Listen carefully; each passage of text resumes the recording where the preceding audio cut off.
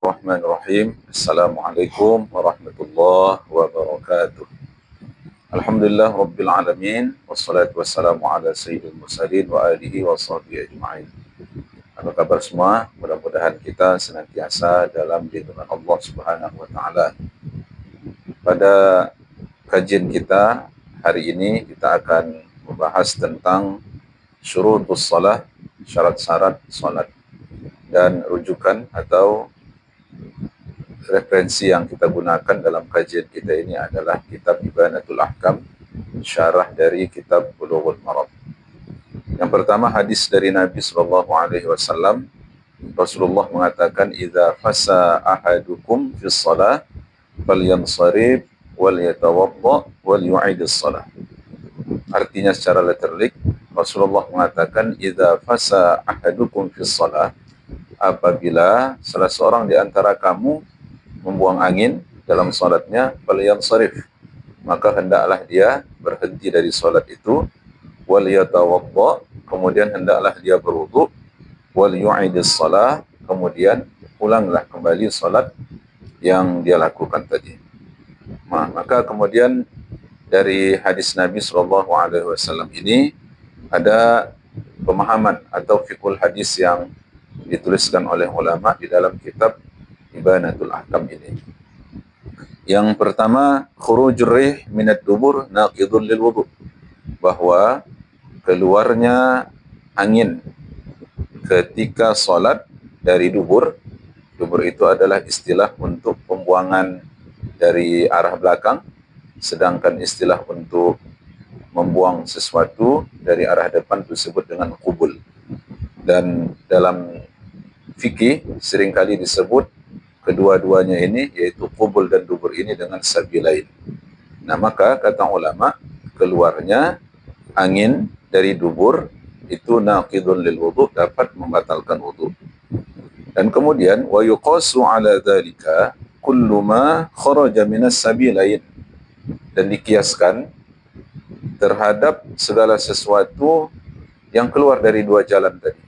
Jadi keluar dari dubur membatalkan salat, sesuatu yang keluar dari qubul pun itu membatalkan salat. Jadi hadis atau dalil yang digunakan untuk menetapkan batalnya salat ketika keluarnya sesuatu dari qubul itu adalah hadis yang tadi kita bacakan, yaitu hadis dari Ali bin Talqin radhiyallahu anhu. Kemudian yang kedua, kata ulama, butlanus shalah bi khurujil hadas wa wujubu istinafiha, bahwa batal salat dengan keluar sesuatu dan menyebabkan seseorang itu menjadi berhadas, dan wajib dia untuk mengulang kembali ibadah salat yang dilakukannya tadi. Berbeda halnya dengan tawaf. Orang yang batal wudunya ketika tawaf, maka dia keluar dari tawafnya, kemudian dia berwudu kembali, lalu dia lanjutkan tawaf yang telah dia lakukan tadi. Jika dia telah menyelesaikan tawaf tawafnya sebanyak 3 kali putaran, maka dia lanjutkan 4 kali lagi. Namun salat tidak demikian. Jika terjadi batal salat sebab keluarnya angin ketika melaksanakan ibadah salat, maka wajib dia menghentikan salat, berwuduklah kata Nabi SAW, kemudian ulangilah salat itu kembali. Kemudian hadis yang kedua, hadis ini berasal dari Ummul Mukminin Aisyah radhiyallahu anha. Kata Ummul Mukminin Aisyah radhiyallahu anha, anna Nabiyya sallallahu alaihi wasallam qala, bahwa Nabi sallallahu alaihi wasallam mengatakan, la yaqbalullahu salata haidin, la yaqbalullahu salata haidin illa bi khimarin, bahwa Allah Subhanahu wa taala tidak menerima salatnya haid. Salatnya haid. Haid dalam hadis ini tidak diartikan orang yang haid, tapi tidak diartikan dengan orang yang sedang haid. Tetapi haid dalam hadis Nabi SAW ini diartikan dengan perempuan yang sudah baligh. Jadi Rasul mengatakan tidak sah atau Allah tidak menerima salat perempuan yang sudah baligh illa bi khimar, kecuali perempuan yang sudah baligh itu memakai telekung. Nah, hadis ini adalah sebagai syarat sahnya salat.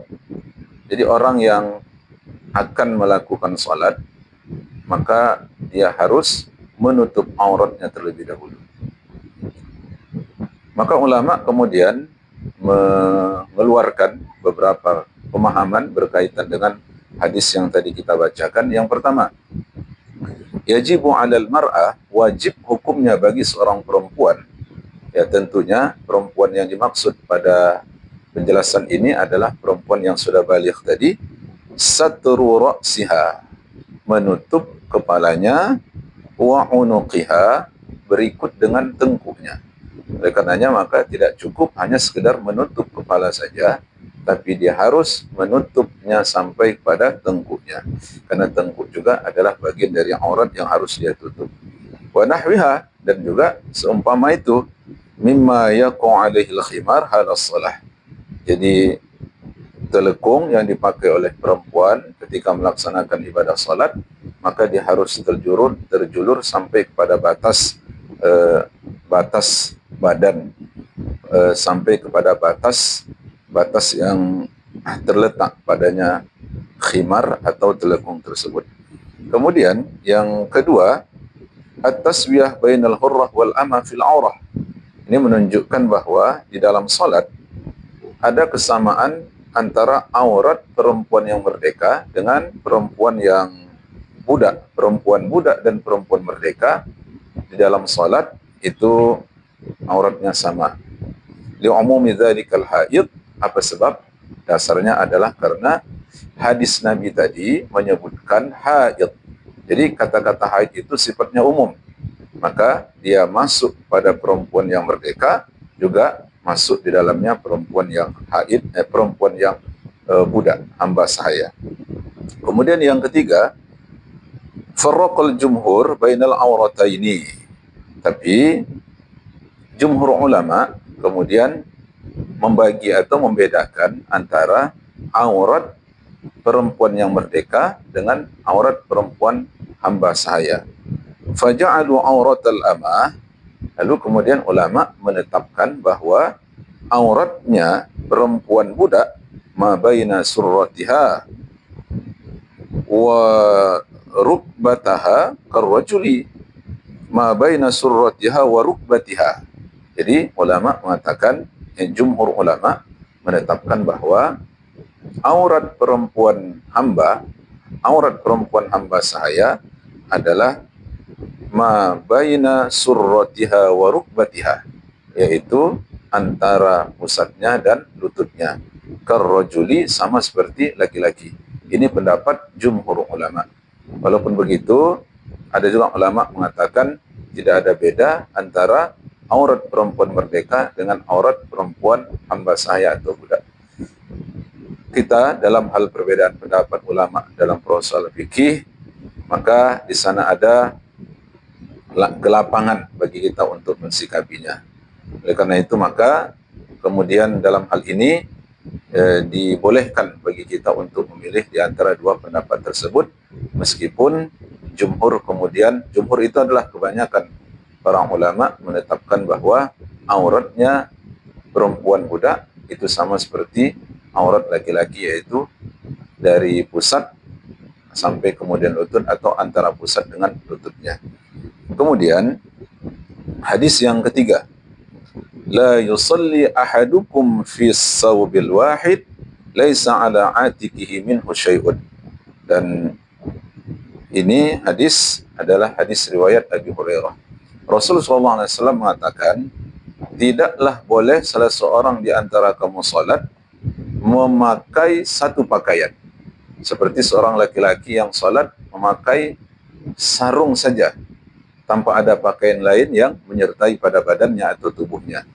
Laisa ala atiqihi syai'un, dan satu pakaian yang dia kenakan itu tidak ada yang menutup pada bagian bahunya. Nah, jemaah yang dimuliakan Allah, hadis ini kemudian dipahamkan oleh ulama. Yang pertama, kata ulama, an-nahyu 'anis salati fi thawbi idza lam yakun ala atiqil musalli minhu syai'un. Larangan untuk melakukan ibadah salat dengan satu pakaian yang tidak menempel atau tidak tertutup bagian atiknya, bagian pundaknya. Dalam hal ini, mari kita simak bagaimana ragam pendapat ulama yang berkaitan dengan hadis Nabi SAW tadi. Al-Imam Asy-Syafi'i, Al-Imam Malik, dan Al-Imam Abu Hanifah menyebutkan bahwa an-nahyu, larangan pada hadis Nabi SAW tadi adalah litanzih. Larangannya itu bukan menunjukkan keharaman, tapi larangannya itu adalah litanzih. Artinya, tidak dibolehkan bukan berarti haram perbuatan itu. Nah, kemudian andai kata seseorang salat pada satu pakaian yang menutup aurat, meskipun tidak ada pada pundaknya itu pakaian apa saja, maka perbuatan itu sahhat salatuhu, ibadah salatnya sah, ma'al karahah, hanya saja makruh. Jadi nahyun litanzih itu adalah larangan untuk menunjukkan kemakruhan perbuatan tersebut. Namun Al-Imam Ahmad kemudian beliau memiliki pandangan lain. Kata Imam Ahmad, la tasihhu salatuhu idza qadara ala wad'i syai'in ala atiqih. Jadi kalau orang yang salat tersebut mampu untuk meletakkan sesuatu pada pundaknya, namun dia tidak melakukan itu, maka menurut zahir hadis, la tasihhu salatuhu. Menurut Imam Ahmad, berdasarkan zahir hadis itu, tidak sah ibadah salat yang dia lakukan. Jadi catatannya, kalau dia memiliki pakaian yang memungkinkan untuk dikenakan pada pundaknya, namun tidak dia lakukan, kata Imam Ahmad Ibn Hanbal, maka ibadah salat yang dia lakukan itu adalah la tasihhu. Ini beberapa pandangan para ulama berkaitan dengan salat memakai satu pakaian. Mudah-mudahan hadis demi hadis yang kita dengarkan memberi manfaat bagi kita, menunjukkan kecintaan kita kepada Rasul. Apalagi hadis yang kita baca ini adalah hadis yang berkaitan dengan hukum. Mudah-mudahan kita bisa memahami sedikit demi sedikit ajaran agama kita ini dengan baik. Kemudian Nabi SAW mengatakan, man yuridillahu bihi khairan yufaqihu fiddin. Siapa saja yang diinginkan oleh Allah Ta'ala kebaikan padanya, maka Allah jadikan dia faqih, paham dalam agama. Demikian, wassalamualaikum warahmatullahi wabarakatuh.